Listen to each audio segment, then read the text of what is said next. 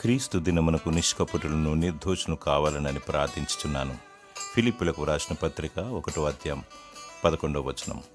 నిష్కపటులు, నిర్దోషులు, దేవుని సంబంధులు, పరలోక వాసులు, దేవునికి ఇష్టులు, మహత్తర మెరుపువోలే భూనివాసులందరికీ అగుపడులాగున మనుష్య కుమారుని రాకడ తటస్థించును.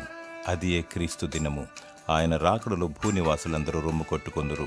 యేసు అనుకొనని ఘడియలో రారాజుగా తీర్పు తీర్చుటకు ఈ భూమికి ఎత్తించును.